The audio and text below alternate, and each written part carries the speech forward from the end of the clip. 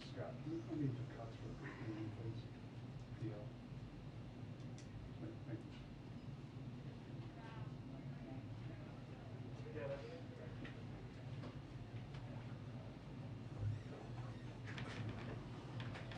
Hi, everyone. Okay. I know also there's a time limitation today, so we will make sure everybody is where they need to be when they need to be there. Good morning. I just wanted to note at the top I'm wearing red today in honor of National Wear Red Day and American Heart Month. Heart disease is the leading cause of death in the United States, claiming the lives of 650,000 people every year, with a disproportionate burden on communities of color. The president is committed to supporting Americans in their efforts to achieve better heart health and closing the racial gaps in cardiovascular disease. That's why we're taking a whole-of-government approach to reduce diet-related chronic diseases and encourage every American to live a healthy lifestyle. The president has also called on Congress to launch his ARPA-H initiative, which would invest billions of dollars in preventing, detecting, and treating cancer, cardiovascular conditions, and other deadly diseases. And there are a number of other red wearers today in here too. I don't want to speak to what you picked out of your closet, but maybe you're recognizing the same thing. Also wanted to note that a new competition and supply chain announcement that came out today, yesterday, I should say, sorry, from the Justice Department and the U.S. Department of Agriculture. They launched farmerfairness.gov, a new online tool that gives farmers and ranchers a one-stop shop for reporting potentially illegal practices in agricultural markets. As the president noted when he met with farmers and ranchers last month, the meat processing industry is highly consolidated. Just 4 companies control most of the markets for beef, poultry, and pork. That gives meat processors enormous power over farmers and ranchers, and too often they use that power to exploit and underpay them. The launch of this new tool is a critical part of the Biden-Harris administration's action plan for a fair, more competitive, and more resilient meat and poultry supply chain. This is a one-stop shop to report potential violations, and it will allow the Justice Department and the USDA to better address anti-competitive actions and create meat and poultry markets that are fair to American farmers and ranchers. Finally, wanted to note this shortly, the president will sign an executive order to improve timeliness, lower costs, and increase quality in federal construction projects. The order requires the use of project labor agreements on federal construction projects, which will help the management and coordination challenges that can stymie progress on major construction projects. Federal construction projects span the country, as we all know, from the maintenance of nuclear sites to the upkeep at our military bases to waterways and flood projects. Based in the FY 2021 figures, the order can affect $262 billion in federal government construction, contracting, and improve job quality for the nearly 200,000 workers on federal construction contracts. Additionally, as directly in the previous executive order, starting January 30th, federal contractors will be paid a $15 minimum wage. And briefly, the week ahead, last thing, on Monday, as you all know, the president will welcome the Chancellor of Germany to the White House, Chancellor Scholz.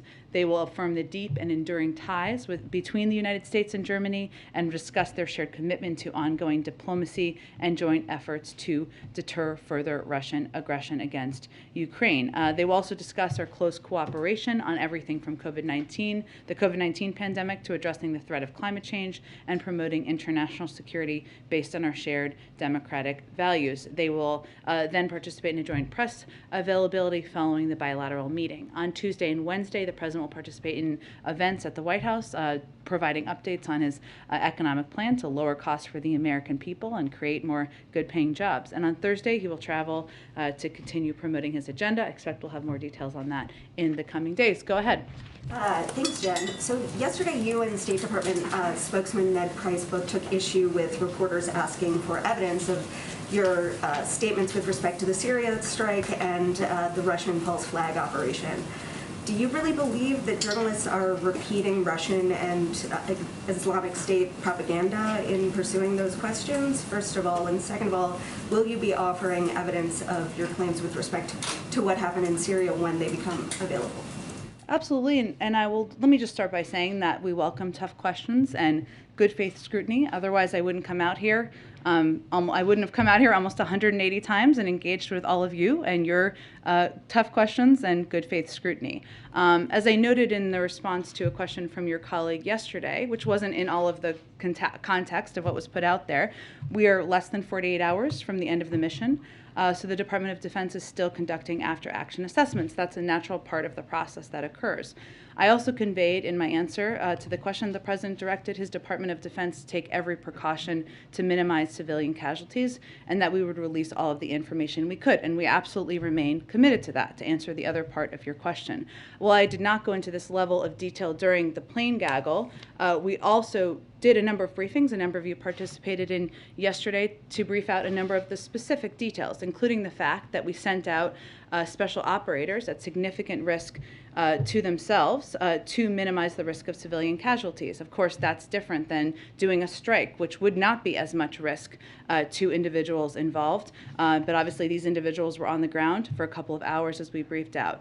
It would have been easier to do an airstrike. But as a result, we have firsthand reports from our elite service members who were on the ground and risked their lives to kill a terrorist responsible for the slaughter and enslavement of the Yazidi religious minority in northwestern Iraq in 2014, who bears responsibility for a recent set of attacks against the Iraqi security forces, and who took a terrorist off the battlefield who seeks to harm Americans. But of course, we respect and value the role of the press. Otherwise, again, I wouldn't be out here with all of you every day, and welcome the scrutiny, welcome the tough questioning. And as I said yesterday, of course, we will do everything we can to provide as many details as possible. But I think it's important, as people are trying to understand this, to note it is different having operators on the ground than an airstrike, where it's a different assessment after action. Jobs report, both administration officials and outside experts expected a worse jobs report than we saw. Yeah. Do you have any sense of why those expectations were off, and what exactly that means for your future sort of policy with respect to the recovery and the economy?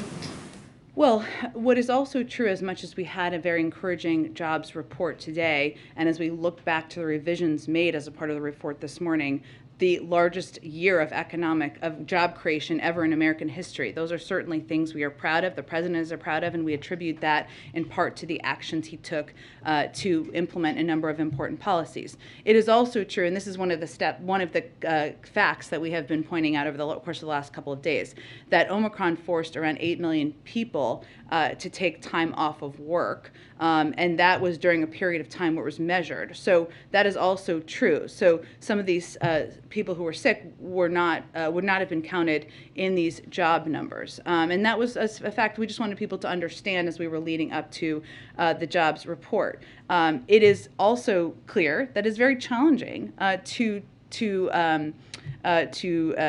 collect, analyze, adjust the data during this time of the pandemic. We are very grateful to the BLS team that does that, and it's just incredibly challenging during an ongoing pandemic. But we think they've continued to deliver timely information. They've obviously continued to provide updates on a monthly basis when their assessments change. President Xi and Putin met on today, I guess, and released a pretty lengthy statement after that meeting. Moving a little bit further back from the meeting itself, how does the President view the relationship between China, Russia, Xi, and Putin through the lens of his broader foreign policy goals, agenda items, relationships?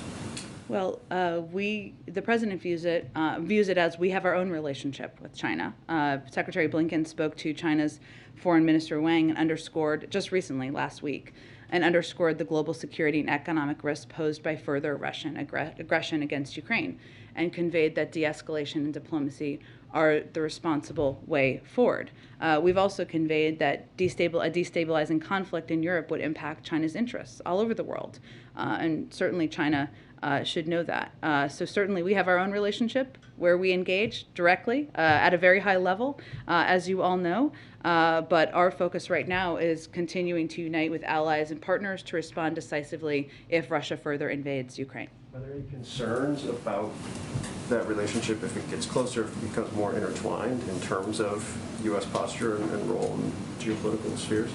Well, again, what we have control over is our own relationships and the projection of our own values, and also looking for ways to work with countries even where we disagree, and that is part of diplomacy. I would note that because some of the reporting has accurately assessed or raised the question of what took place in these conversations. We don't have anything to update on that. I don't think you would expect, but the size and the scope of economic measures on the table that we're talking about as it relates to Russian aggression or the potential of invasion are unprecedented. It would pose massive consequences for the Kremlin, and the inputs to, and I think it's important for people to understand that the inputs to the major foundational technologies of the world still come from the West. And so there is an enormous amount of power we have as we work to continue to strengthen our diplomatic efforts with our partners around the world. And then just one more quick one, and obviously I'm not going to try and repeat what Matt did yesterday with Ned, because I know you'd experienced at times in a past life. But I do. I had many engagements with Matt Lee in my time. The idea, though, and you've done this a couple times, and the British have to some degree as well, getting out in front. I think almost giving insight into intelligence that perhaps past administrations, including past Democratic administrations, would not have done. Yeah. Can you explain kind of the thinking in that strategically and why you guys have decided to get out in front on these types of things in this moment in time? Sure. So over the past several months, we, but also a number of our allies, have developed a significant amount of credible intelligence about Russian efforts to use a false pretext to justify an invasion of Ukraine. And this evidence mirrors both public reporting and Russian accounts in past conflicts. And I would note a number of your outlets obviously have reporters on the ground, right, who are seeing for themselves what is happening. What is also true is that we've seen Russians' actions over the past few years. If you look just back at past precedent, it doesn't mean it's guaranteed to repeat, but it is important for people to understand contextually what they're capable of and what tactics they've used in the past. And sometimes you do see repetition of that. So a few years ago, for example, Russia's defense ministry falsely accused the United States of running a clandestine biological weapons lab in the country of Georgia, enabling Russia's efforts to destabilize the Georgian government. Russia also used to fabricate stories in Syria about how attacks on international aid convoys were undertaken by rebels or terrorists instead of the Assad regime to enable Russia's continued support for the Assad government. If you look back at 2016, the Russian media manufactured a false claim of sexual assault against a Russian immigrant named Lisa by German refugees in order to stoke hysteria against Syrian immigrants throughout Europe. And there's more. Russian state television aired a false report that claimed the Ukrainian army had crucified a 3-year-old Ukrainian boy. That is even more recently. So our objective is to deny Russia the opportunity to use these lies to justify an invasion of Ukraine. And to convey clearly, these are actions we're seeing that are straight out of their playbook. We've seen them run false flag operations in the past and used confusion to launch military action many times in history. Of course, we would prefer to make as much underlying information available as we can. And in fact, what we conveyed yesterday and was conveyed by my colleagues at the Defense Department and State Department was the result of declassifying information. There are limitations because of compromising intelligence sources and methods. But what we're trying to do is take steps to deny Russia the opportunity to use lies, to use past tactics to justify an invasion of Ukraine, essentially to avoid war. Go ahead. Thanks, Jen. If Putin decides to make a move into Ukraine, how long does the U.S. believe that the Ukrainians could hold off a full Russian takeover? Jackie, it's a great question. I would really point you to the Department of Defense to make any assessment if they can. And obviously some assessments they may not be in a position to make publicly. They would not want to share publicly or that they don't know? Again, I'm just conveying that there are some assessments, and obviously as the Department of Defense does a range of contingency planning. I'll let them speak for themselves on what they could lay out publicly for you. And then we've known about the reality of this threat since October. Putin began amassing troops on the border in April. So why have we waited so long to send the kind of aid that we're sending now? Why haven't we sent, for instance, anti-aircraft weaponry? Because if Russia does an airstrike, wouldn't they be able to obliterate what we've sent to them so far? Well, remember the president met with President Zelensky back in, I think it was September, but you can correct me if that's wrong. It was sometime early in the fall, and committed to a large aid package. That is something that we've been implementing and delivering since that point in time. So actually, it's been continuous security assistance that we've been providing to the Ukrainians, an enormous package that we've been providing over the course of the last year. In terms of weapon systems, I had again pointed to the Department of Defense. The feeling within the administration is that we have responded in a timely manner to Ukraine's concerns. I think what's important for people to understand is that this has been continuous. It wasn't that we had never provided aid, whether it's humanitarian or security assistance, and all of a sudden we did recently. That has been a continuous process. We've provided hundreds of billions of dollars in aid, security assistance over the course of not just the last year, but long before that, and including a commitment the president made and was announced around President Zelensky's visit. And then moving on to energy, I mean, gas prices are at a 7-year high here in the U.S., right after OPEC, again, snubbed requests to increase production. And then there's this energy crisis in Western Europe brewing. Is there any point where the president would consider opening up domestic production in order to mitigate some of this, the inflation, and assist our allies in Western Europe? Well, there's a couple of important questions you raised there. Let me start by saying that as it relates to Europe and the shortage, and that is, or potential, I should say, it doesn't exist currently, or everybody's experiencing high gas prices, but I think you're asking as it relates to a potential invasion. That is something we've been very mindful of and in touch with our European partners and also suppliers about what can be done and how we can ensure or take steps to increase capacity out there to meet those needs should they raise. Some of them is natural gas, some of them is gas, as you know. So that is something we've been quite mindful of.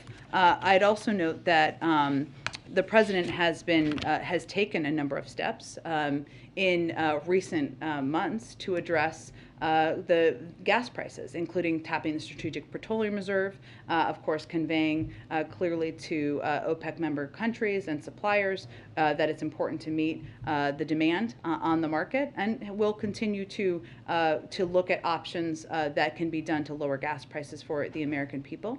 In terms of whether or not there could be more oil drilling, I'd point you to the oil companies on what available places they have and if they're maximizing that. My understanding is they're not. Is there any consideration for increasing, for instance, LNG export licenses? I don't have anything to preview for you in terms of additional steps. I can just reiterate to you that the president raises and talks about the importance of taking every step we can to lower gas prices for the American people. And then real quick on the Johns Hopkins study on the lockdowns. It was this meta-analysis that came out of several studies, lockdown during the first wave of COVID in spring of 2020. It found that it only reduced COVID mortality by 0.2% in the U.S. and Europe, and suggested they have little to no public health benefit, but severe consequences for the economy. And it suggests that lockdowns shouldn't be a part of a future pandemic response. Is that the shared view of the administration looking in the rearview mirror? Well, I would first, of course, point you to our health and medical experts for specifics on this specific scientific study. I would note that the president has been clear we're not pushing lockdowns. We've not been pro-lockdown. That has not been his agenda. Most of the lockdowns actually happened under the previous president. What our objective has been is to conveying that we have the tools we need to keep our country open, thanks to the president's leadership and focus on fighting the virus. And that's reflected in the fact that 98% of schools are open. Over 210 million Americans are fully vaccinated. We have the tools to avoid lockdowns, and we're not moving back, and that's our intention at this point. So you guys do believe then that the lockdowns were more harmful than helpful? Again, I would point you to our scientific experts on the specifics of a study, but the president's agenda, the president's approach has not been lockdowns. It has been using the tools we have to prevent that. Good. On the Supreme Court nomination, Senator Ben Ray Lujan's office is saying today he's going to be out for 4 to 6 weeks. I know you've obviously wished him well. Hopefully it's shorter than that, but sometimes these recoveries don't always go as planned. So is the White House thinking at all about timing, given the senator's potential absence? Is that affecting at all how the president is now thinking about this nomination versus how he would have been thinking about it a week ago? No. Okay. So everything is still on track for a pick by the end of February? Yep. All right. And I know you've been asked before whether the president is considering Republican votes and whether he can get new Republicans on board. Is the response still the president's looking for the best candidate and not thinking about which votes that candidate can get? Yeah, but I would say it's important to note that the president's commitment, above all else, is to nominate a qualified black woman, to serve on the Supreme Court with impeccable credentials. And he thinks anyone he chooses should have the kind of credentials and be so qualified that they should be considered by Democrats and Republicans. And then just a couple things on COVID. We've hit the 900,000 death mark, or we're quickly going to approach it, depending on your tally. But is the president going to do anything to mark this for the grim milestone of 900,000 deaths? We will have more on this soon, but I don't have anything to preview today. Okay. Do you have any updates on the testing efforts, the shipping out of the free COVID tests? How many have there been shipped out now? Do you have an update on that? Are they still being shipped out every 7 to 12 days from the order? So I don't have an update on numbers. It's changing constantly. I know we confirmed, I think it was last Friday, so I'm sure it's changed since then, that we had about 60 million orders, and we had sent out tens of millions of tests, and you've certainly seen on social media people receiving their tests, which is always good news. But I don't have an update on that. This program, of course, is just beginning to ramp up. We'd said at the beginning we wouldn't start sending tests until the end of January. We obviously did it ahead of time, but what we're really relying on right now is as soon as testing manufacturers deliver tests to the U.S. government, we will get them out to the American people, and the Postal Service is doing their job, packing and shipping efficiently, and I expect we'll have more updates in due time. Short time, I hope. And just a real quick one on Russia. The Senate has left town without passing a sanctions bill. How important does the White House think it is to get the Senate to pass a Russian sanctions bill? Well, we're in close touch with them, but it's not essential for us to implement sanctions, right? It's not required. And so we have prepared a devastating package of sanctions, economic sanctions, that would have an enormous impact on the Russian economy. It doesn't require congressional action, but we are, of course, working closely with them. Jen, we need to gather. Oh, okay. Sorry for it being so short today. I'll be around for a little bit if people have questions. Come on by. Thanks, everyone. Jen, can you say anything about the Russian oil deal with China? I don't think I have any additional comments about their meeting. I will see if there's more we can offer. I'm happy to do that for you. Would that undermine any potential I'm U.S. happy to get sanctions? back to you if there's more we can offer, Andre.